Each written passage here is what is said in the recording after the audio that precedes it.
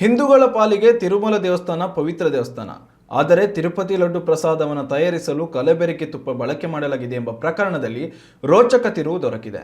ತುಪ್ಪ ಪೂರೈಕೆ ಮಾಡುತ್ತಿದ್ದ ಖಾಸಗಿ ಡೈರಿ ಕಂಪನಿಯು ಹಾಲನ್ನು ಬಳಕೆ ಮಾಡದೆ ಕೇವಲ ರಾಸಾಯನಿಕಗಳನ್ನೇ ಬಳಸಿ ತುಪ್ಪ ತಯಾರಿಸುತ್ತಿದ್ದ ಆಘಾತಕಾರಿ ವಿಚಾರ ಬೆಳಕಿಗೆ ಬಂದಿದೆ.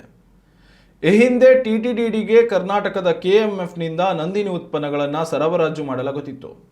ಆದರೆ ನಂದಿನಿ ಉತ್ಪನ್ನಗಳ ದರ ಜಾಸ್ತಿ ಎಂದು ಟಿಟಿಡಿ ನಂದಿನಿ ತುಪ್ಪವನ್ನು ತಿರಸ್ಕಾರ ಮಾಡಿತು. ಇದಾದ ಬಳಿಕ ಖಾಸಗಿ ಕಂಪನಿಯೊಂದು ಪ್ರಸಾದ ಲಡ್ಡು ತಯಾರಿಕೆಗೆ ಅಗ್ಗದ ದರದಲ್ಲಿ ತುಪ್ಪ ಒದಗಿಸುವುದಾಗಿ ಹೇಳಿತು. ಹೀಗಾಗಿ ಖಾಸಗಿ ಡೈರಿಯೊಂದಿಗೆ ಟಿಟಿಡಿ ಒಡಂಬಡಿಕೆ ಮಾಡಿಕೊಂಡಿತ್ತು. ಈ ಬಗ್ಗೆ ವಿವಾದ ವ್ಯಕ್ತವಾದ ಹಿನ್ನೆಲೆಯಲ್ಲಿ ನಡೆಸಲಾದ ತನಿಖೆಯಲ್ಲಿ ಖಾಸಗಿ ಡೈರಿಯು ಕೇವಲ ರಾಸಾಯನಿಕಗಳನ್ನೇ ಬಳಕೆ ಮಾಡಿ ತುಪ್ಪ ತಯಾರಿಸಿದೆ ಎಂಬ ವಿಚಾರ ಬೆಳಕಿಗೆ ಬಂದಿದೆ. ಈ ಹಿಂದೆ ಪ್ರಾಣಿಯ ಕೊಬ್ಬು ಮಿಶ್ರಿತ ತುಪ್ಪವನ್ನು ಪೂರೈಕೆ ಮಾಡಿದ್ದ ಈ ಕಂಪನಿಯ ಉತ್ಪನ್ನವನ್ನು ಟಿಟಿಡಿಯೇ ತಿರಸ್ಕರಿಸಿತ್ತು.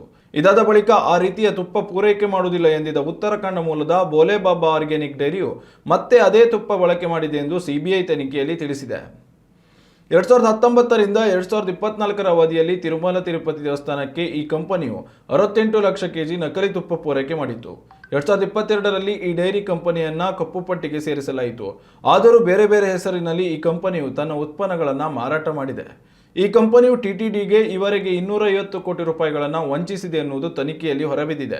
ಉತ್ತರಾಖಂಡದ ಭಗವಂತಪುರದಲ್ಲಿ ಪೋಮಿಲ್ ಜೈನ್ ಮತ್ತು ವಿಪಿನ್ ಜೈನ್ ಅವರು ನಡೆಸುತ್ತಿದ್ದ ಕಂಪನಿ ಇದಾಗಿದ್ದು, ಈ ಡೈರಿಗೆ ಮೊನೋಡಿಗ್ಲಿಸೆರೈಡ್ಸ್ ಮತ್ತು ಅಸಿಟಿಕ್ ಆಸಿಡ್ ಎಸ್ಟರ್ ನಂತಹ ರಾಸಾಯನಿಕಗಳನ್ನು ಪೂರೈಸುತ್ತಿದ್ದ ಆರೋಪಿ ಅಜಯ್ ಕುಮಾರ್ ಸುಗಂಧ್ ಬಂಧನದ ಬಳಿಕ ಒಂದೊಂದೇ ವಿಚಾರ ಹೊರಬೀಳುತ್ತಿದೆ.